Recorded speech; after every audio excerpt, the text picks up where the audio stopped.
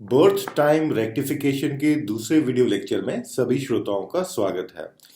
अगर आपने अभी तक फर्स्ट वीडियो लेसन इस सीरीज का नहीं देखा है तो पहले मैं सबसे ये रिक्वेस्ट करूंगा कि उस वीडियो को देखें ताकि आप इस सेक्शन को और ज्यादा इंजॉय कर सकें और ज्यादा नॉलेज को ग्रास्प कर सकें। अगर आप गहनता से डिटेल में ज्योतिष सीखना चाहते हैं तो आप हमारा कोर्स ज्वाइन कर सकते हैं, जिसमें हम वर्ग कुंडलीज को डिटेल में स्टडी करते हैं और ना सिर्फ राशि कुंडली, नवांश कुंडली, बल्कि दशांश कुंडली, सिद्धांश कुंडली, विंशांश कुंडली, त्रिंशांश कुंडली, इन सब कुंडलियों को भी हम पढ़ना और इनको यूटिलाइज करना सीखते हैं। और जब हमको विभिन्न विभिन्न वर्ग कुंडलियों पे अच्छी पकड़ हो जाती है तो फिर हम जातक का बर्थ टाइम रेक्टिफिकेशन बहुत प्रिसीजन के साथ बहुत डिटेल में कर सकते हैं।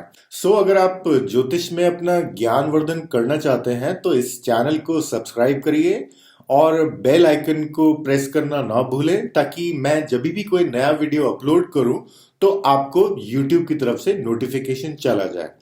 अब हम लोग अपना डिस्कशन स्टार्ट करते हैं। अब सबसे इंपॉर्टेंट सवाल, how do we do birth time rectification. अब हम स्टार्ट करते हैं कि कैसे हम बर्थ टाइम रेक्टिफिकेशन को करते हैं। So we begin by creating rashi kundli and set the rising sign corresponding to the person first in the rashi chart. हमको जो जातक वो डेटा देते हैं तो उस डेटा को हम लोग नॉर्मली अपने सॉफ्टवेयर्स में डालते हैं या जब भी उसकी कुंडली हम बनाते हैं तो सबसे पहले वहां पे एक लग्न जो होता है वो उदय हो रहा होता है। और लग्न को समझना बहुत जरूरी है क्योंकि लग्न से ही सारी बिगनिंग होती है, उदय होता है। लग्न का मतलब ही उदय होता है, बिगनिंग होती है। सबसे पहले हम लग्न को समझते हैं कि लग्न क्या होता है और वो हमारी जिंदगी में क्या सिग्निफिकेंस रखता है। जैसा कि मैंने बोला, राशि कुंडली जब हम बर्थ डिटेल्स लेते हैं तो ऐसी कुंडली निकल के आती है और यहाँ पे जो फर्स्ट हाउस में जो राइजिंग साइन होता है वो लग्न होता है, वो उदय पार्ट होता है। व्हाट इज लग्ना? लग्ना और ascendant governs the attitude, ideals, outlook, inherent nature of a person, and all that which gives him a sense of individuality and identity, including his physical body. Consequently, the person behaves or reacts in a certain manner depending upon this internal makeup, this internal DNA makeup or the coding that we have inside. Accordingly, we behave in the outside world. The moment we talk about existence in the material world, an identity or I-ness becomes necessary for all to exist individually. This I-ness is born from ego or ahankara. हमारा जो लग्न होता है, जो उदय part होता है, वो हमारा सारा एटीट्यूड गवर्न करता है, वो हमारे आइडियल्स गवर्न करता है, वो हमारे प्रिंसिपल्स गवर्न करता है कि हमारे जो आइडियल्स होंगे वो बड़े होंगे कि वो छोटे होंगे, हम सिद्धांतवादी इंसान होंगे कि हम ऐसे ही सिर्फ अपने बारे में सोचते रहते हैं लाइफ में और छोटे मोटे हमारे मंसूबे हैं। जो हमारा एटीट्यूड है, आइडियल्स है, जो इनहेरेंट नेचर हमारी होती है वो लग्न से गवर्न होती है। और जो ये लग्न होता है ये हमारी एक सेंस ऑफ आइडेंटिटी होती है। हमारा जब जन्म होता है और हमको एक बॉडी मिलती है, वो बॉडी हमको दूसरे लोगों से सेपरेट करती है और उस बॉडी के साथ हमारा लगाव होना, प्रेम होना बिल्कुल स्वाभाविक है क्योंकि ये बॉडी खत्म तो हम खत्म। हमारा जो पूरा एग्जिस्टेंस है वो ये बॉडी है और इसका एग्जिस्टेंस है। जब भी हम मटेरियल वर्ल्ड में एग्जिस्टेंस की बात करते हैं तो एक आइडेंटिटी इंसान की होनी बहुत जरूरी है, नहीं तो वो दूसरे लोगों से पृथक कैसे एग्जिस्ट कर सकता है। ये जो हमारी आइडेंटिटी होती है, जो हमारी आईनेस होती है, जो मैं तत्व हम सबके अंदर होता है, वो अहंकार से बॉर्न होता है और वो जो अहंकार होता है उसके फोर्सेस हमारे ऊपर बर्थ के साथ ही एक्टिवेटेड हो जाते हैं। दूसरा, जैसे हमने बात करी थी, हमारा जब जन्म होता है हमको एक नाम दिया जाता है और दुनिया वाले ग्रेजुअली हमको इस तरह से सिखा देते हैं कि जैसे ही वो हमारा नाम ले तो हम थोड़े कंसर्न हो, वो हमारा नाम लेके हमको बुलाए तो इसका मतलब एक सिग्नल हमारे पास जा रहा है कि आप आओ। सो ऐसे हमारी कंडीशनिंग होती है और हम आगे बढ़ते हैं। जो हर एक हमारा लगना होता है, जो हमारा इंटरनल मेकअप होता है, जो हमारा एक तरह से बोले कि जो अंदर से ड्राइविंग फोर्सेस हमारे ऊपर ऐड करते रहते हैं, वो हम ये माने कि वो हमारी कोडिंग है, वो हमारा डीएनए मेकअप है अंदर, जो कि सारी चीजों को वो मॉड्यूलेट कर रहा है और हमसे एक तरह से बिहेव करवाने की तरफ हमको बाध्य कर रहा है। जो बॉडी होती है हमारी, सबसे पहली हमारा जो पूरा अस्तित्व होता है फिजिकल प्लेन में, और जिस भी कुंडली की हम बात करें उस कुंडली में जो हमारा अस्तित्व होता है, जैसे D7 करके सप्तांशा करके एक कुंडली होती है, उस कुंडली से हम अपने बच्चों का जो वातावरण है पूरा का पूरा वो देखते हैं कि हमारे कितने बच्चे होंगे, हर एक बच्चे के साथ हमारी किस तरह की केमिस्ट्री रहेगी, हम बच्चों के लिए कर्म करेंगे कि नहीं करेंगे, क्या हमारे पास समय और रिसोर्सेज होंगे कि नहीं होंगे, शादी हो जाएंगी उनकी तो उसके बाद किस तरह के रिलेशनशिप चलेंगे हमारे अपने बच्चों के साथ। तो ये जो सारी की सारी केमिस्ट्री है ये हम राशि चार्ट पे नहीं देखते, ये सारी की सारी जो केमिस्ट्री है हम ये सप्तांश कुंडली में देखते हैं। वहां पे जो उदय लगना होता है वो जातक का अस्तित्व टोटलिटी में अपने बच्चों के साथ या बच्चे जैसे दूसरे लोगों के साथ, जिनको भी वो अपना पुत्र या पुत्र जैसा मानता है, उनके साथ वो किस तरह से बिहेव करता है, वो सारी चीजें हम सप्तांशा D7 कुंडली में देखेंगे। वहां पे जो लगना उदय हो रहा होगा वो उस जातक का वहां पे जो कोडिंग उसके अंदर है और जो डीएनए उसका एक तरह से डिपिक्ट हो रहा है वो उस हिसाब से वहां पे बिहेव करेगा। जो ये लगना है ये हम ये माने कि ये डीएनए कोडिंग हमारे अंदर हो रखी है और ये कोडिंग हमारे को कंपेल करती है हमारा एक्सटर्नल इंटरैक्शन, हमारा एक्सटर्नल इंटरफेस पे किसी तरह से बिहेव करने से, कुछ रिएक्ट करने से। क्योंकि बॉडी होती है तो हम फिजिकली चीजों को छू सकते हैं, रिएक्ट कर सकते हैं, और अगर बॉडी खत्म तो हमारा अस्तित्व खत्म। इसके बाद हम लोग ये डिस्कस कर रहे हैं कि this Iness must have some attributes and physical body to exist in the manifested world separately as different from others. मैंने जैसे कि बताया कि हमारा जन्म हुआ, हमारी एक बॉडी है, हमको एक आइडेंटिटी मिली, हमको नाम मिला, और ये जो आईनेस है ये हमारी बॉडी के साथ और हम जिन भी चीजों को अपना मानते हैं उसके साथ एक एसोसिएशन बनाना स्टार्ट कर देती है। और इस आईनेस के जो मेरा मैं तत्व है इसके कुछ एट्रीब्यूट्स होते हैं, तो इन एट्रीब्यूट्स को मटेरियल वर्ल्ड में जब हम आते हैं उसको समझ के कुछ चीजों को अपनाते हैं, अपना मानते हैं। हमारा जो ये इंडिपेंडेंट अस्तित्व है इसकी कुछ एट्रीब्यूट्स होते हैं और हमारी जो फिजिकल बॉडी होती है उसकी हमको जरूरत होती है इस मैनिफेस्टेड वर्ल्ड में, इस माया में पृथक तरह से अलग होकर अपनी आइडेंटिटी को एस्टैब्लिश कर उसको मेंटेन करके जिंदगी जीने के लिए। जो लगना होता है हम ये बोल सकते हैं कि हमारे मैं तत्व का सम टोटल है, हमारे सारे अस्तित्व का जो राशि कुंडली में लगना उदय हो रहा है। The lagna is sum total of the entire iness of a native और his complete real personality. It is the physical interface body via which a human beings comes in contact with the external world and others. It is the reactive part of our personality. Lagna, Lord is the intelligence. हमारा जो लगना होता है ये हम ये बोलें कि सब चीजों को अगर जोड़ लिया जाए तो मेरे में जो मैं तत्व है ये उसका सारा समीकरण दिखाता है। अच्छा, जो लगना लॉर्ड होता है ये वो इंटेलिजेंस होती है, हमारी कॉन्शियस इंटेलिजेंस होती है जो कि हमारी एग्जिस्टेंस को मोटिवेट करके गाइड करती है और फिर उसको कुछ मूव कराती है, कुछ हमसे कुछ एक्टिवेट करवाती है, कुछ तरह से चीजों को सुचवाती है, कुछ कर्म करवाती है, कुछ आइडियल्स को पुख्ता फॉर्म में एक कॉन्क्रीट रिजल्ट देती है। लगना लॉर्ड एग्जॉल्टेड होगा तो जातक के जो आइडियल्स हैं वो बहुत ऊंचे होंगे, वो जो डोमेन में किसी भी डोमेन में टॉप लोग हैं वो उनकी तरफ निगाह करके चीजें देखेगा। ऐसा आदमी किसी को गुरु बनाएगा तो वो ऐसे आदमी को गुरु बनाएगा जो कि बहुत ज्ञानी हो, क्योंकि उसके खुद के जो आइडियल्स हैं वो एग्जॉल्टेड हैं। लग्ना लॉर्ड डेबिलिटी में चला गया तो हमारे जो आइडियल्स हैं वो बिल्कुल नीचे आ गए, वो बिल्कुल उनमें स्ट्रेंथ इतना ज़्यादा नहीं है।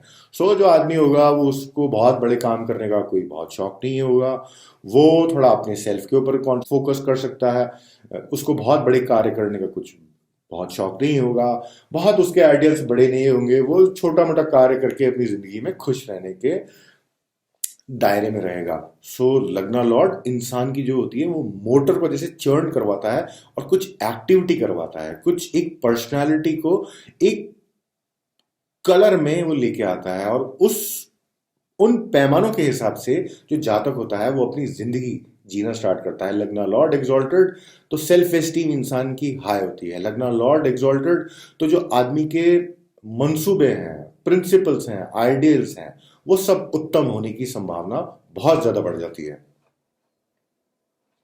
Lagna Lord is the intelligence of a human being that guides his existence in the manifested world and give rise to his material existence called Arudha Lagna.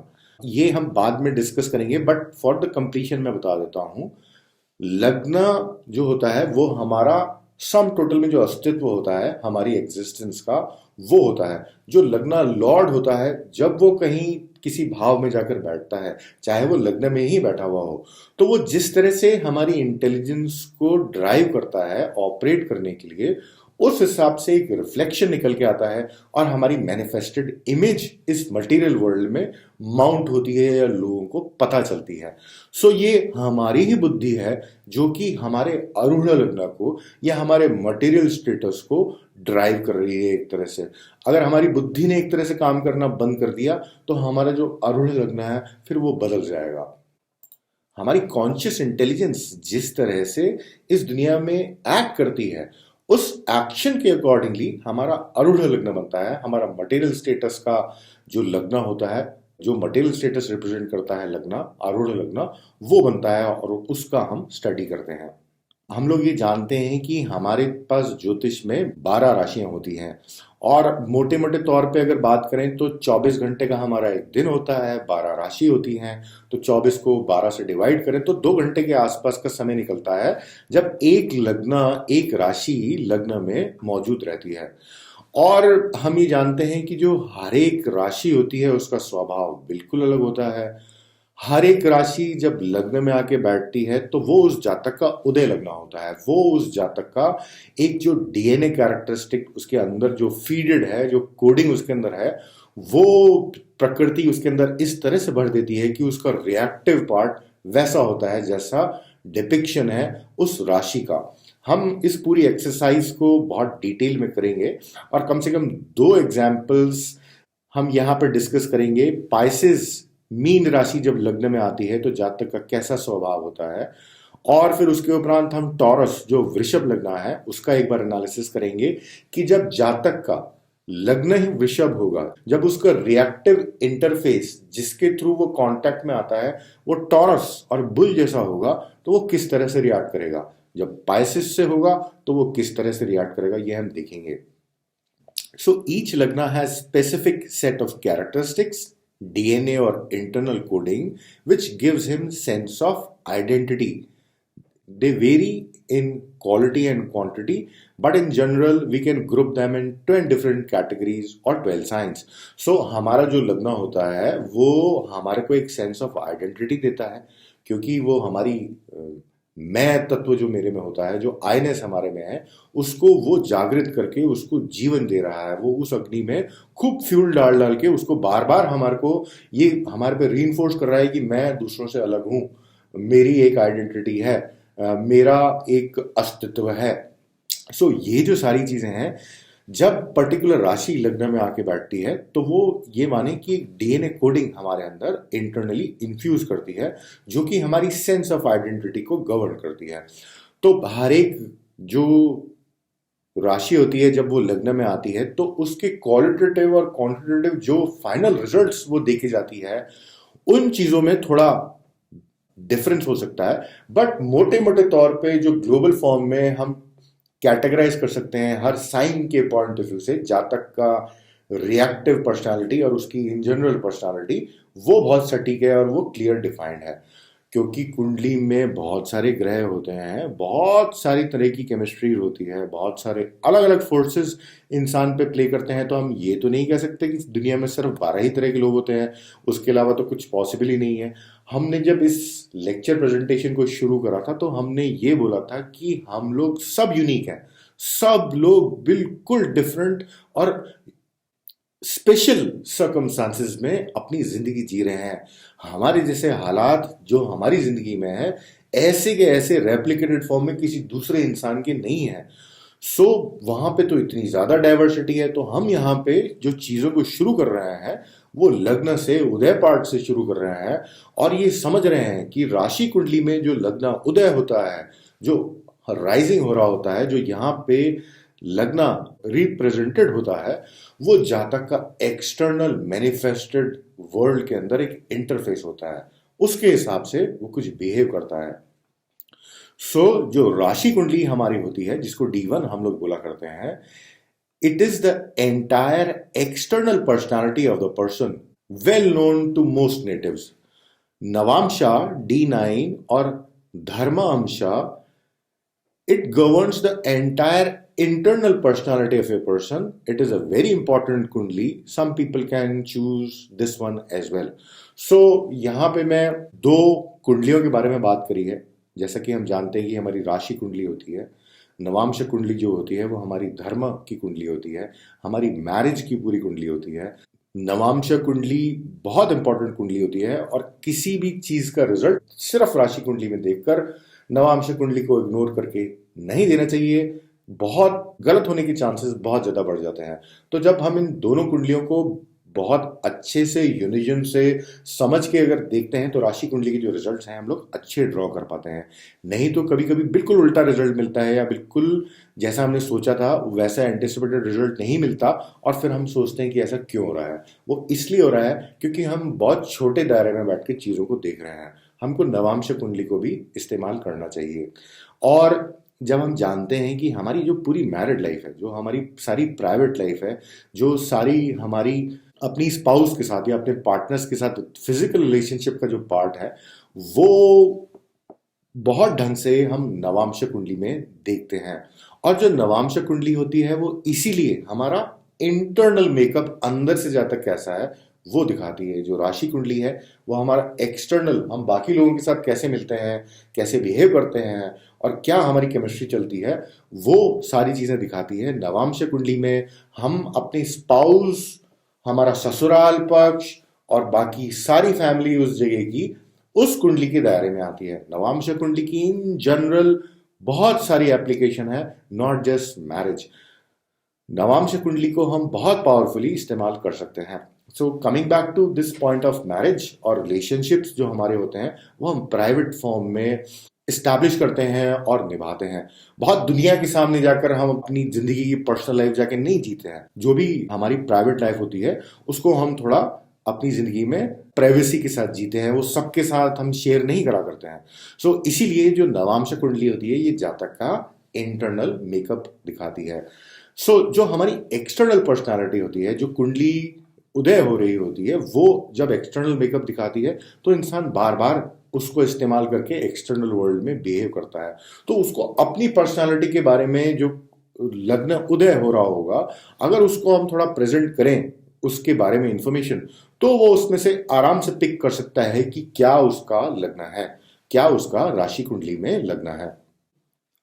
The objective is to identify the right lagna rising in the Rashi Kundli first that correspond to the native in consultation or in readings. सबसे पहले हम ये चाहते हैं कि जो birth details हमको मिली हैं उसके कॉरस्पॉन्डिंग जो लग्न उदय हो रहा है, कम से कम उसको हम वेरीफाई कर लें, उसको एक बार हम पकड़ लें। अगर वो पक्का हो जाएगा तो फिर हम आगे की वर्ग कुंडलीज की तरफ आगे बढ़ सकते हैं। बट अगर राशि कुंडली ही इंसान की गलत है और फिर तो हम पता नहीं क्या तो देख रहे हैं और क्या रीडिंग्स दे रहे हैं। सबसे पहले जो मेथड है उसमें हमको जो करना है, present the native 3 profiles corresponding to 3 lagna. हमने ये डिस्कस करा जो लग्न है वो हमारे को एक आइडेंटिटी देता है, वो हमारा इंटरनल डीएनए कोडिंग है। और जब कोई साइन लग्न में आके बैठता है, इसका मतलब जो हम बोलते हैं कि मेष लग्न का जातक है या फिर कन्या लग्न का जातक है या फिर अक्वेरियस लग्न का जातक है, तो इसका मतलब है वो साइन जो है वो राइज हो रहा है, वो उसको सेंस ऑफ आइडेंटिटी देगा। तो हर एक साइन के कॉरस्पॉन्डिंग हम ये प्रोफाइल्स बना सकते हैं इंसान का। फिजिकल मेकअप, मेंटल मेकअप और जो जनरल मेकअप होता है उसको हम लिस्ट कर सकते हैं, या वो जो सवाल हैं हर एक प्रोफाइल के वो हम जातक से पूछ सकते हैं, और उन तीनों चीजों को हम जातक की तरफ प्रेजेंट करें, या तो लिख के एक पेपर पे उसको दे दें और उसको बोलें कि इन तीन प्रोफाइल्स में से आप कुछ चूज करिए। So the method: present the native three profiles corresponding to three lagna or signs, the one rising with the birth data, the previous one, and the one next to the sign in the lagna. Then ask the native to choose only one profile out of the three that best corresponds to him. Ask him to vote. हम लोग शुरुआत ऐसे कर रहे हैं कि मान लीजिए हमारे सामने जो उदय लग्न है कुंडली का वो एरीज आता है, तो हम यहाँ पे जो साइन उदय हो रहा है उस साइन से एक साइन पहले जो साइन आता है और उस साइन से जो एक साइन आगे आता है, ये तीन प्रोफाइल्स जो हैं ये हम या तो लिखकर या सवाल पूछकर या मुंह से बताकर डिस्कस कर कर जातक को बताएं, और फिर जातक से ये बोलें कि आप इन तीनों में से एक जो प्रोफाइल है सिर्फ वो अपने लिए आप चूज करिए। और इस तरह से आप इन प्रोफाइल चूज करिए कि जैसे आप कोई वोटिंग कर रहे हैं, जैसे आप सिर्फ एक आदमी को वोट दे सकते हैं और उस आदमी को आप वोट देना है आपको। अगर हमारे पास किसी जातक का उदय लग्न एरीज आया है तो हम सबसे पहले पाइसेस का, एरीज का और फिर उसके उपरांत टॉरस की प्रोफाइल्स उसको प्रेजेंट करें, और उसको ये बोले कि ये जो प्रोफाइल्स में डिस्क्रिप्शन है ये जनरल फॉर्म में डिस्क्रिप्शन है, इसमें जो सारी बातें हैं वो 100% आप पे लागू नहीं होंगी, कुछ चीजें ऊपर होंगी कुछ चीजें नीचे होंगी, बट जो इंपॉर्टेंट पाइवटल पॉइंट्स हैं हर एक लग्न के उनको हम हाईलाइट करके उनके कॉरस्पॉन्डिंग सवाल जातक से जरूर करें कि क्या आप में ऐसा स्वभाव आपका है कि नहीं है।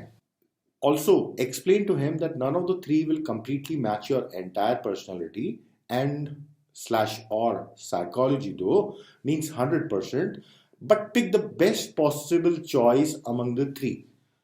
After reading the three profile, 90% of the people they pick the right lagna out of the three choices. This is my experience. So हम जातक से बोलें जो हम तीन प्रोफाइल हमने आइडेंटिफाई करी है, जैसे हमको उदय लग्ना कुंडली में कैंसर का मिले कि वहां पे कर्क लग्न हमारे को जातक जो डेटा दे उससे उदय हो रहा हो, तो कर्क लग्न से जो पहला वाला लग्न होता है मिथुन लग्न, और जो कर्क लग्न के बाद का जो लग्न होता है सिंह लग्न, इन तीनों लग्न की जो प्रोफाइल्स है उसको हम एक तरह से लिख लें, या फिर इन तीनों प्रोफाइल्स में इन तीनों जो राशियों में जातक का बर्ताव होता है उसको हम उसकी की पॉइंट्स को एक बार लिख लें, या तो वो सवाल के फॉर्म में जातक से कर सकते हैं या फिर लिख के उसको भेज सकते हैं।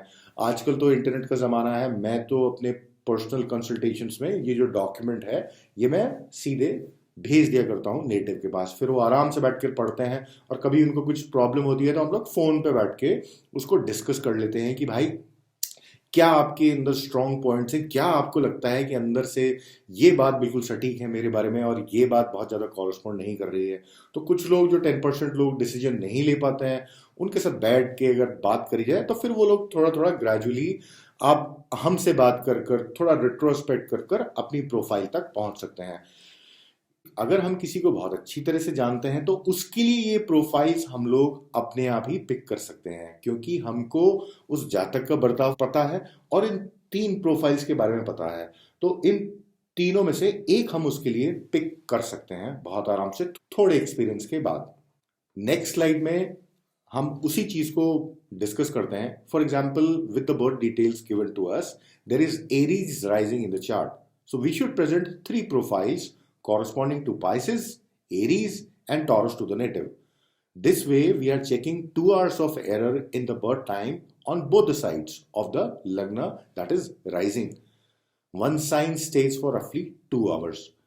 जैसा कि मैंने बताया कि हमारे पास जो उदय प्रोफाइल आया है उससे एक प्रोफाइल पहले की और एक प्रोफाइल बाद की साइन की जो प्रोफाइल है वो हम जातक को भेजें। ऐसा करने से हम कम से कम 2 घंटे पहले जो बर्थ टाइम हमको दिया हुआ है, क्योंकि एक जो राइजिंग साइन होता है वो लग्न में 2 घंटे के लिए रहता है, तो हम ये माने कि अगर कोई लग्न राइजिंग 15 डिग्री पे किसी इंसान का हमारे को रिपोर्टेड है और सामने आ रहा है, तो और उस जातक का एरीज लगना वहां पे आ रहा है, तो अगर हम उसको 3 प्रोफाइल भेजते हैं, पाइसिस की, एरीज की और टॉरस की, तो हमने क्या करा, हमने सबसे पहले तो 1 घंटा जो ये बीच में लगना बिल्कुल सेंटर में आया हुआ है, इसके पुराना वाला साइन और इससे आगे आने वाला साइन जो है, उन तीनों की प्रोफाइल्स हमने चेक कर ली। तो हमने ये जो साइन जब लगना में आया था उसके 2 घंटे पहले और इसके 2 घंटे बाद, या फिर जो एग्जैक्ट टाइम हमको दिया हुआ है जब लगना 15 डिग्री पर है, तो हम ये माने कि 1 घंटा इस साइन का और 2 घंटा पुराने साइन का,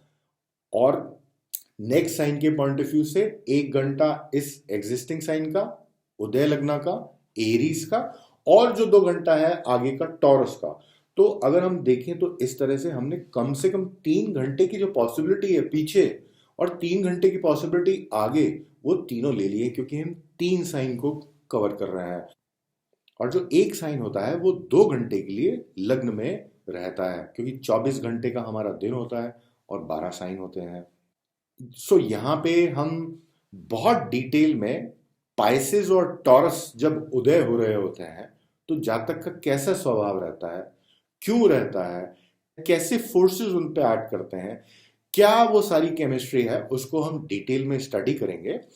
और रेफरेंस के लिए बता दूं कि 12 साइन एज लग्ना जो सीरीज है उसमें हमने ये सारी चीजें बहुत ढंग से करी हैं। यहाँ पे हम लोग एक रिवीजन की फॉर्म में उसको देख सकते हैं या फिर समरी की फॉर्म में उसको हम देख सकते हैं।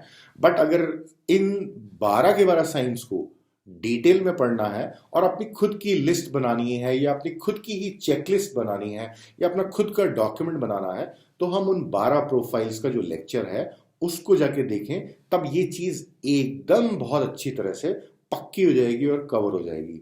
ग्रेजुअली 2-3 बार अगर हम वीडियोस को देख लें, हर एक जो साइन है जब वो लग्न में आती है तो उसका जो एक्सटर्नल बिहेवियर है, उनकी जो पिन पॉइंट कुछ टिपिकल चीजें होती है वो हम नोट करते चले जाएं और कुछ समय में वो हमको याद हो जाएंगी। फिर हम जैसे जैसे प्रैक्टिस करते रहेंगे वैसे हम तुरंत एकदम से समझ जाएंगे कि हाँ आप इस लग्न के हैं, सो इस तरह का होना और इस तरह से रिएक्ट करना आपके लिए बड़ा स्वाभाविक है। क्यों स्वाभाविक है? क्योंकि आपका इंटरनल मेकअप जो डीएनए है वो इन फोर्सेस के थ्रू गवर्न हो रहा है, तो ये चीजें रिफ्लेक्ट होंगी ही होंगी। So reference is there. 12 sign as Lagna series has detailed description and explanation of each sign and its internal makeup when they are placed in the Lagna, because it becomes the sense of identity. That is why Lagna is playing such an important role. हम लोग यहाँ पे इस पूरी exercise में एक ग्रह को कहाँ बैठा हुआ है डिस्कस भी नहीं कर रहे हैं।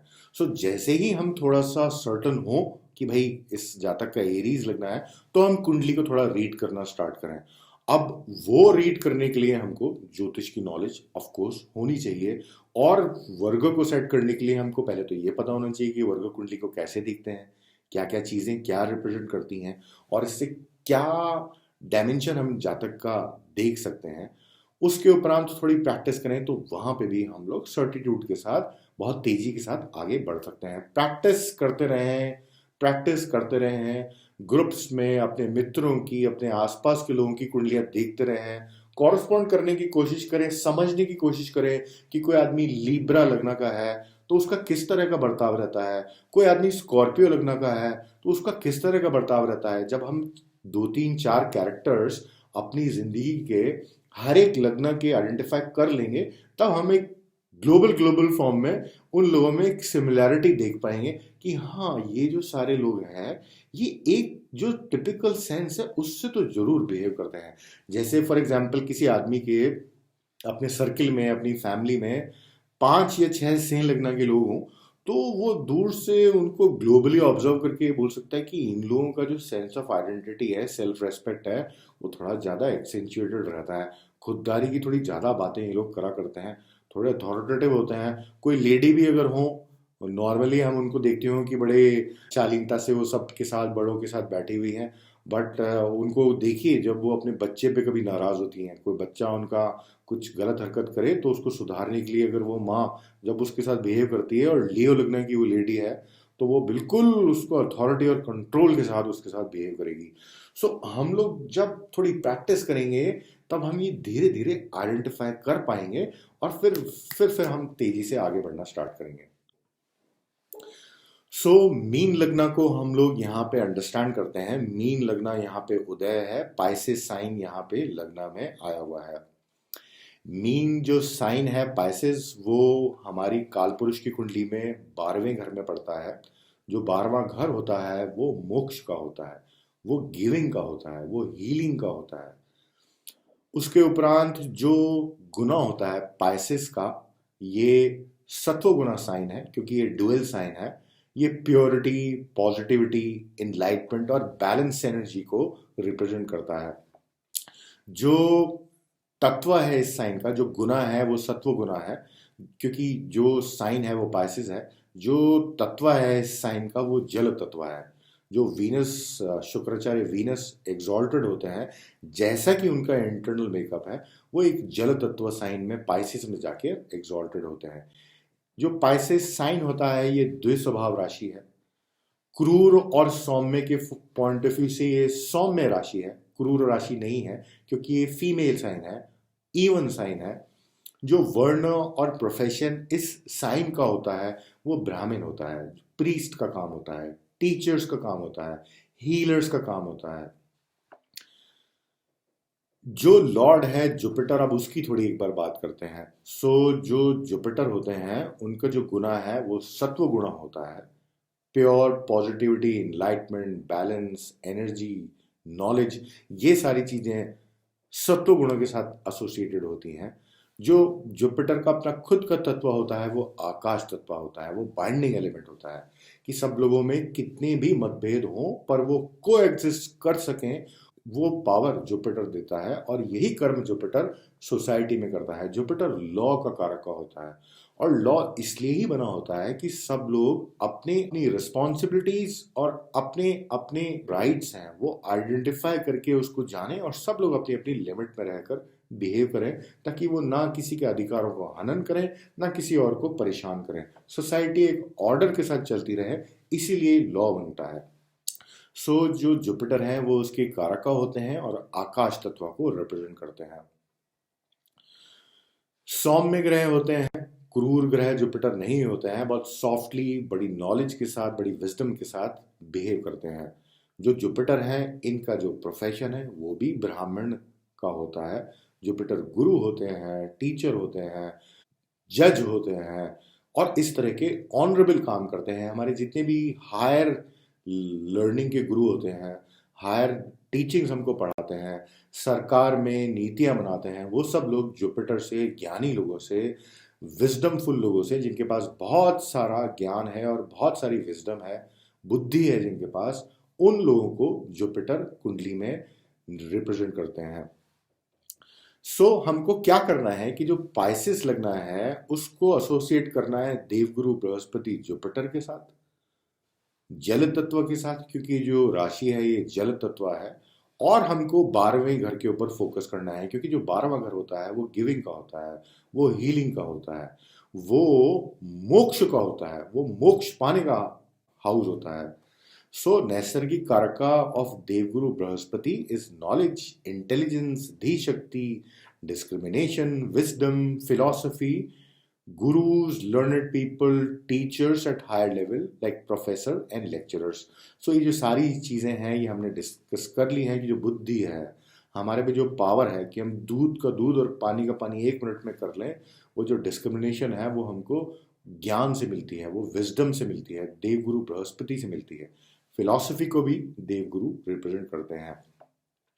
जो रिलीजन है, धर्म है, जो प्रीस्ट है, ब्राह्मण है, मंदिर के पुजारी हैं, और या फिर जो धर्म की राह पर चलते हैं, किसी भी जगह पे, किसी भी धर्म या समुदाय को बिलोंग करते हो, चाहे वो क्रिश्चियंस में हो, चाहे वो मुस्लिम्स में हो, चाहे वो सिख रिलीजन में हो, तो जो भी अपने रिलीजन को बहुत स्ट्रिक्टली फॉलो करता है और रिलीजन के पॉइंट ऑफ व्यू से जो लॉज बने हुए होते हैं उनको अडेयर करने की कोशिश करता है, वो उस रिलीजन के पॉइंट ऑफ व्यू से ब्राह्मण का बिहेवियर कर रहा है उस रिलीजन के लिए।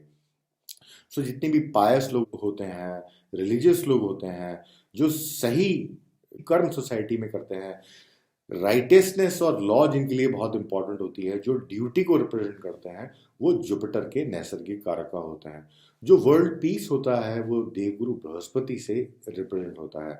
जुपिटर जेंटलनेस को रिप्रेजेंट करते हैं, फेथ को रिप्रेजेंट करते हैं। आदमी सच बोले और सच की राह पर चले, ये देवगुरु बृहस्पति की कृपा से आता है। ट्रुथफुलनेस जो होती है वो देवगुरु बृहस्पति इंसान के अंदर रीइंफोर्स करते हैं।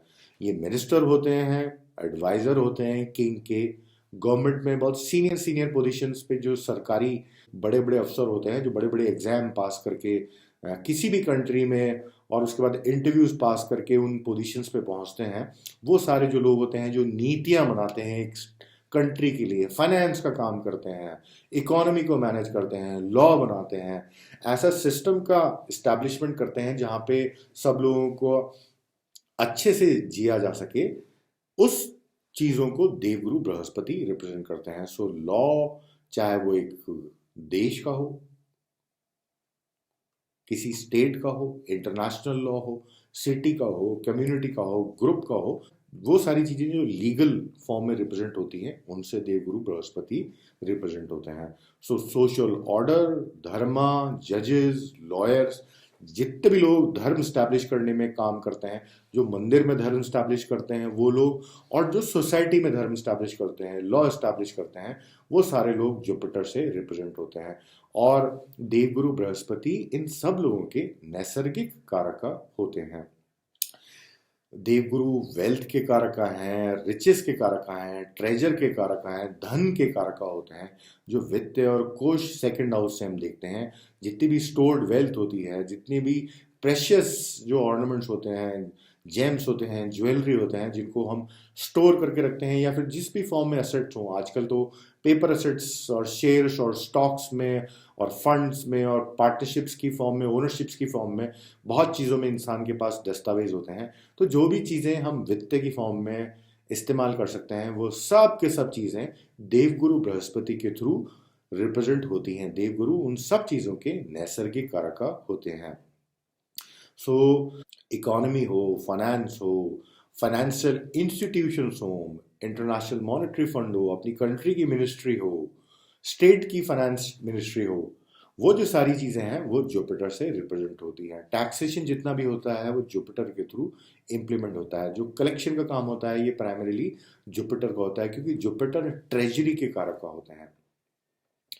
और भी जो किस्म की हमारे पे ड्यूटीज लगा करती हैं या जितने भी किस्म के टैक्सेस लगा करते हैं, उनके जो कारक हैं वो जुपिटर हुआ करते हैं।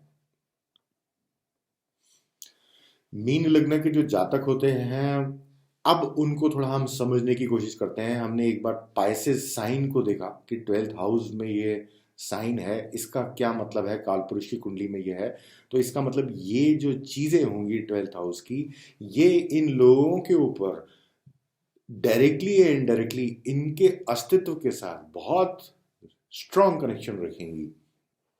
और फिर ये जो सारे कैरेक्टरिस्टिक्स हमने डिस्कस करे इस साइन के और फिर उसके लॉर्ड के, ये मिलजुल के इस जातक पे असर देंगे। तो हम देखते हैं क्या डिस्क्रिप्शन है।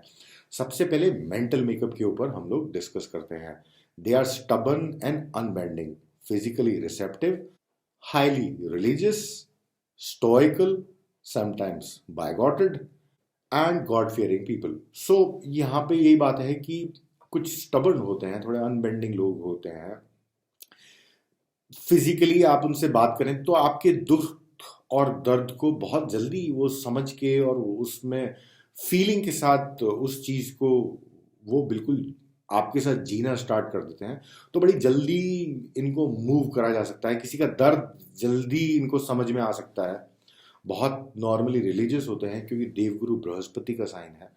और आप कभी कभी स्टोइकल भी हो सकते हैं कि दूसरों के दुख और दर्द से ज़्यादा फर्क नहीं पड़ रहा है।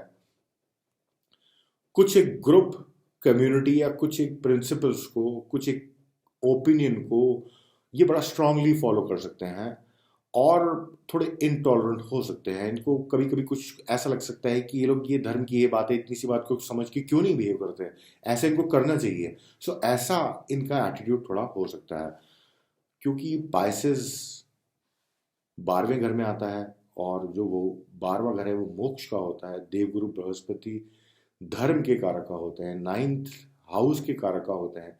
सो जो गॉड है, जो भगवान है, जो सुपर पावर है, उसको उसका अस्तित्व बहुत ज़्यादा अच्छी तरह से मानते हैं और डरते भी हैं उस पावर से। सो बड़े गॉड फियरिंग लोग हुआ करते हैं। कोई भी गलत काम करने से पहले भगवान क्या करेगा और किस तरह से मेरे साथ न्याय करेगा, इस तरह की चीज़ें इनके दिमाग में आना काफ़ी स्वाभाविक है। फिजिकल टेंडेंसीज जो होती हैं वो ये होती हैं, they have short to middle size height, thick build, round shoulders, large face, sleepy और fish like eyes and incline towards corpulence. So जो सबसे बड़ी बात है कि थोड़ी मिडिल साइज बॉडी होती है, थोड़ी थिक बॉडी होती है, मोटे मोटे राउंड शोल्डर्स हो सकते हैं, थोड़ा लार्ज फेस रहता है, थोड़ा लंबा सा फेस रहता है। आइज जो होती है वो थोड़ी मछलियों की तरह हम कह सकते हैं। जो धनु लगना होता है उसके अंदर जो आइज होती हैं उनका डिस्क्रिप्शन ऐसा है कि बिल्कुल बादाम के जैसी आंखें होती हैं इंसान की। तो अगर वीनस लग्न पे या सेकंड हाउस में इन्फ्लुएंस कर रहा होता है तो जो आंखें होती हैं वो सुंदर भी होती हैं इंसान की। सो ये दोनों ही चीजें स्वामी विवेकानंद की कुंडली में है। वहां पे धनु लगना है और धनु लगना में दूसरे भाव में शुक्राचार्य वीनस वहां पे बैठे हुए हैं। तो पहली बात तो आंखें जो होंगी धनु लग्न के जातक की वो बिल्कुल बादाम की शेप की होगी, जैसे बादाम सामने रखा हुआ है। दूसरा वो सुंदर भी होंगी। तो हम एक बार इंटरनेट पे या फिर स्वामी जी की हमारे पास कोई फोटो है तो उसको उठा के देखें तो उनकी आंखें हमको दिखेंगी बिल्कुल गोल गोल बादाम जैसी बाहर निकल के चमकती हुई। वो जो डिस्क्रिप्शन है वो सेजिटेरियस का है। यहाँ पे थोड़ी फिश लाइक आइज बोली गई हैं और थोड़ा वेट एक्यूमुलेट करने की टेंडेंसी होती है, क्योंकि जल तत्व है जो लगना है, और लग्न के ऊपर जितनी जल की इन्फ्लुएंस होती है उतना जो एक्यूमुलेशन है, टेंडेंसी है वेट की, वो ज़्यादा होती है। अच्छा, इस साइन का जो सिंबॉलिक डिस्क्रिप्शन है वो दो फिशेस हैं, और वो ऐसे हैं, एक फिश दूसरी फिश की तरफ ऐसे है, जो टेल और मुंह दोनों के जैसे मिले हुए हैं, ये उसका रिप्रेजेंटेशन है। So they represent orthodox principles and can forgo anything but orthodoxy. They are extremely superstitious, they are very reserved and liable to draw premature conclusions on many matters. So, थोड़े ऑर्थोडॉक्स प्रिंसिपल्स को follow करने वाले लोग होते हैं। Orthodoxy इनको बड़ी अच्छी लगती है। सो ऑर्थोडॉक्सी का मतलब होता है कि जो कॉमनली अडेप्टेड लॉज हैं और जो बिलीफ सिस्टम है उसको ये लोग स्टिक करके फॉलो करने में काफ़ी इंटरेस्टेड रहते हैं और उससे विचलित होने में थोड़ा समय लेते हैं। राहु की इन्फ्लुएंस अगर लग्न पे होगी, जुपिटर के साथ राहु का कोई योगा होगा, तो फिर ये चीजें अलग तरह से मैनिफेस्ट होंगी। राहु जो होता है वो अनकन्वेंशनल चीजों को खोजने का प्लैनेट होता है। सो यही सारी सब्जेक्टिव चीजें हैं जो कि हमको हर एक कुंडली में जाके देखनी है। वहां की क्या केमिस्ट्री है ये हमको बहुत सारे पैरामीटर्स, बहुत सारे फोर्सेस को इस्तेमाल करके देखनी है, नव ग्रह से देखनी है और दूसरे लग्न से देखनी है। बट जो नॉर्मल नॉर्मल अगर हम बोलें कि सिर्फ पाइसिस लग्न के बारे में बात करें तो इंटरनल डीएनए की कोडिंग में ऑर्थोडॉक्सी फीड हो रखी है। काफी सुपरस्टिशियस लोग होते हैं। सो ऑर्थोडॉक्सी में भी बिलीव करते हैं, काफी सुपरस्टिशियस भी होते हैं और थोड़े रिजर्व्ड होते हैं। सो जब रिजर्व्ड इंसान रहता है और देवगुरु बृहस्पति उसकी इंटेलिजेंस को चला रहा है तो वो बिना मिले ही या बिना पूरी डिटेल को समझे ही एंटिसिपेट रखने की काबिलियत रखता है, क्योंकि जो राशि है जल तत्व राशि है। जल तत्व राशि जो है वो क्रिएटिविटी देती है, और जो जुपिटर है, देवगुरु बृहस्पति है, वो ज्ञानी महाज्ञानी होते हैं। तो ऐसे जो लोग होते हैं वो जल्दी कंक्लूजन्स निकालने की तरफ प्रेरित हो सकते हैं।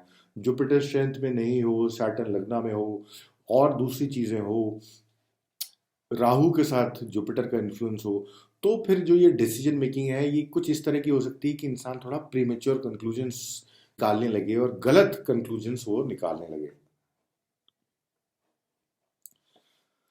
जैसा कि हमने बोला था, बड़े गॉड फेयरिंग लोग होते हैं, बड़े रिजिड लोग होते हैं, जो रिलीजन है उसको बड़े अच्छी तरह से उसके कस्टम्स, उसके प्रिंसिपल्स को फॉलो करा करते हैं, काफ़ी स्टबर्न लोग हुआ करते हैं।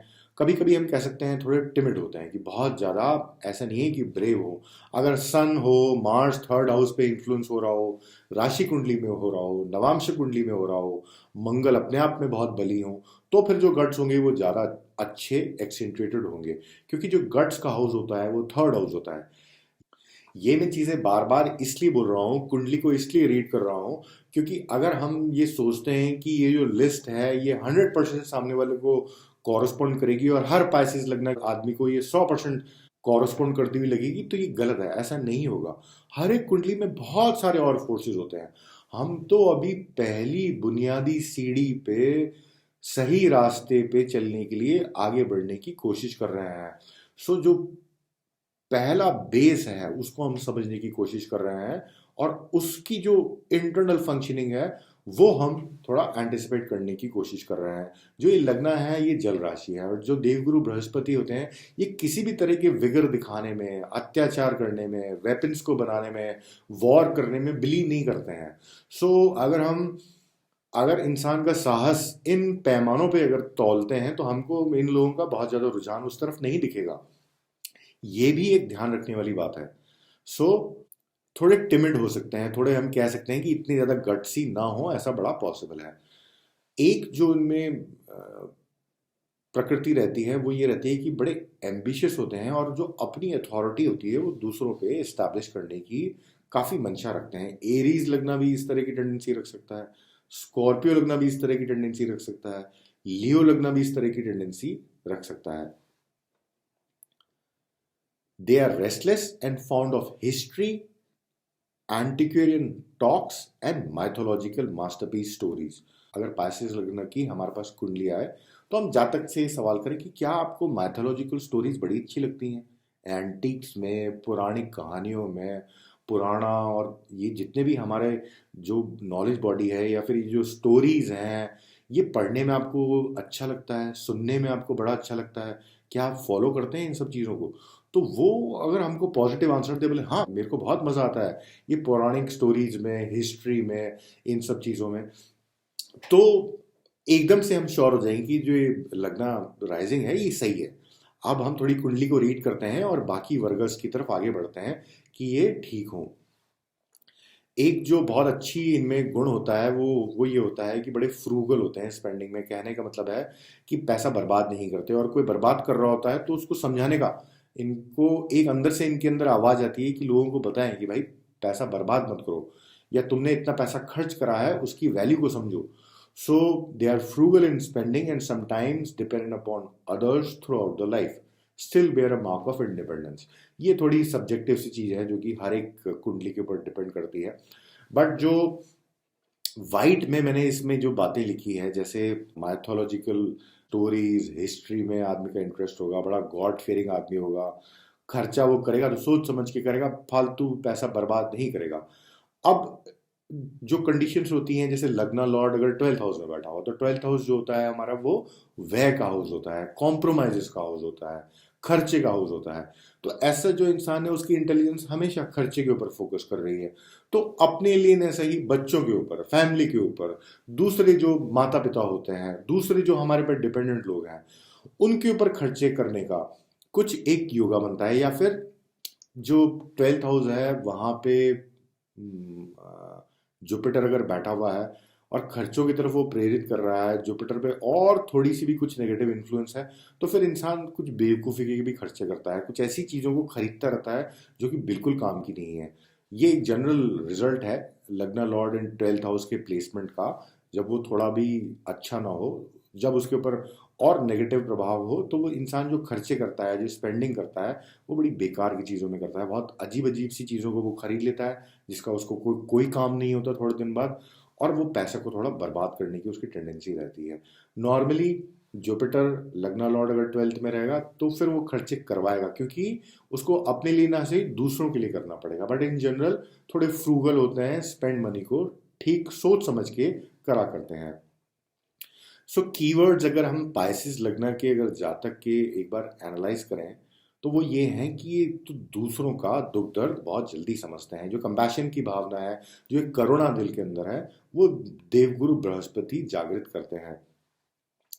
मदद करते हैं दूसरों की, जब जरूरत पड़ती है तो जेनरस लोग होते हैं, इमोशनल होते हैं, हेल्पफुल होते हैं, बड़े ऑनेस्ट होते हैं, कंपैशनेट होते हैं।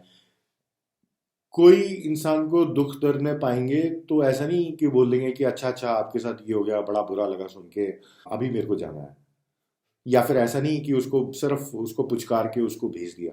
उसकी मदद करने की कोशिश करेंगे, उसको बोलेंगे कि भाई इस सिचुएशन में मैं क्या कर सकता हूँ तुम्हारे लिए, या फिर एक काम करो, मेरे पास ये रिसोर्सेज अवेलेबल है, ये चीज़ें मैं कर सकता हूँ, मैं तुम्हारे लिए करता हूँ। सो काफ़ी जो कंपैशन रखने वाले, मदद करने वाले, क्योंकि खुद विचलित हो जाते हैं दूसरों के दुख दर्द से। तो जो इंसान दूसरों के दुख दर्द से विचलित हो रहा है, वो कुछ करने की भी अपनी उसके लिए मंशा रखता है। ये इनमें एक स्ट्रॉन्ग कैरेक्टर इनके अंदर होता है। बहुत अच्छे इमेजिनेटिव लोग होते हैं, इंट्यूटिव भी होते हैं, बड़े इमोशनल भी हो सकते हैं।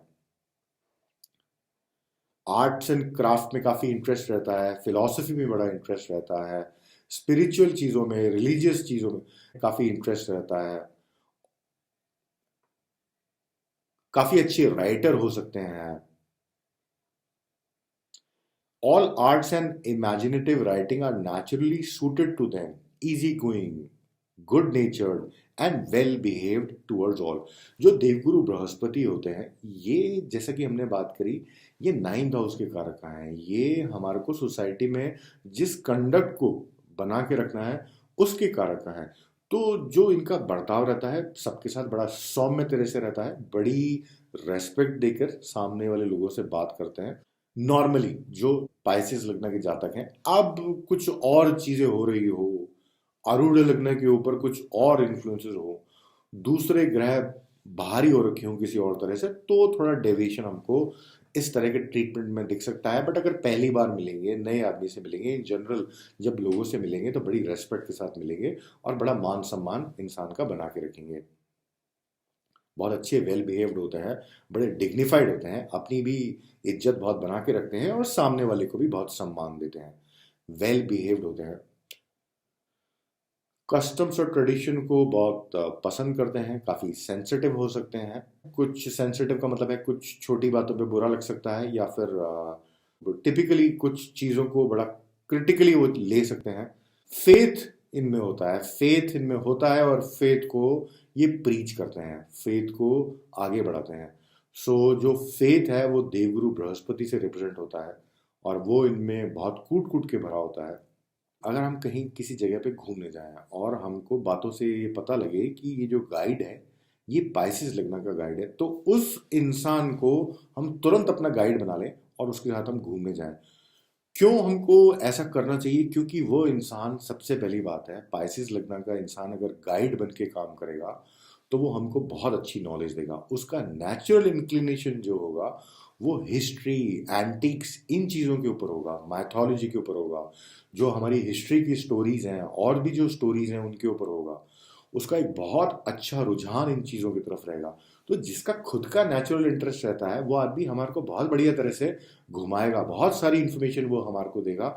और हमारी जो क्वेस्ट है उस हिस्टोरिकल चीज़ को देखने की, उस मॉन्यूमेंट को देखने की, जिसको हम देखने आए हैं, वो हमको बिल्कुल इस तरह से चीज़ें बताएगा कि हम महसूस कर पाएंगे कि हम इसके किस समय ये बनी थी, किन हालातों में बनी थी, क्या इस सिग्निफिकेंस थी, क्या इसकी जो यहाँ पे चीज़ें डिपिक्टेड हैं, जो ये डिफरेंट आर्ट और क्राफ्ट यहाँ पे बना रखी हैं, बहुत अलग अलग तरह की मूर्तियाँ हैं, अलग अलग तरह के स्ट्रक्चर हैं, इसका क्या मतलब था और ये क्या रिप्रेजेंट करती है, पूरी की पूरी हमारे को इन डेप्थ नॉलेज वो जातक दे देगा, जो कि पाइसेस लग्न का हो और गाइड का काम कर रहा हो। सो अगर हम थोड़ी अपनी ज्योतिष विद्या को इस्तेमाल करें तो हमको अपनी डे टू डे लाइफ में भी बहुत सारे बेनिफिट्स हम उठा सकते हैं।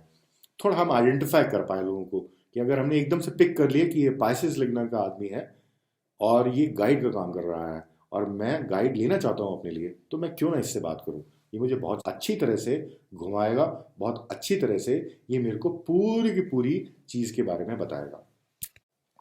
सिंबल्स जो साइन के होते हैं वो बहुत इंपॉर्टेंट सिग्निफिकेंस उस साइन के लिए रखते हैं, और उसके बहुत सारे इंटरप्रिटेशन और मीनिंग हो सकते हैं। सो टू फिश, जो कि एक फिश इस तरह से है और दूसरी फिश इस तरह से है कि टेल और मुंह मिल रहे हैं, तो एक इंटरप्रिटेशन साइकिल का भी निकल के आता है। और जो 12वां घर है वो इस जीवन और मृत्यु की जो अनंत साइकिलों में हम फंसे हुए हैं उससे बाहर निकलने का भी है। वो जो साइन है वहां पे श्री शुक्राचार्य वीनस एग्जॉल्टेड होते हैं, और वो उस साइन की ब्यूटी है कि वो इतनी तपस्या कर सकते हैं। एक बहुत ही फ्रेंडली एटमॉस्फेयर में कंटिन्यूस गाइडेंस के साथ अगर आप गहनता से डिटेल में ज्योतिष सीखना चाहते हैं, या फिर आप अपनी खुद की कुंडली का एनालिसिस करवाना चाहते हैं और किसी एस्पेक्ट के ऊपर एडवाइस चाहते हैं, या फिर अपना खुद का ही बर्थ टाइम रेक्टिफिकेशन करवाना चाहते हैं, तो मुझे कांटेक्ट करने से संकोच ना करें। मेरी जो कांटेक्ट इन्फॉर्मेशन है वो नीचे डिस्क्रिप्शन सेक्शन में अवेलेबल है। यदि आप इस तरह के वीडियोस को पसंद करते हैं तो इस वीडियो चैनल को सब्सक्राइब करना न भूलें और अपना ज्ञानवर्धन करें। Thank you very much for watching this video lesson. नमस्ते।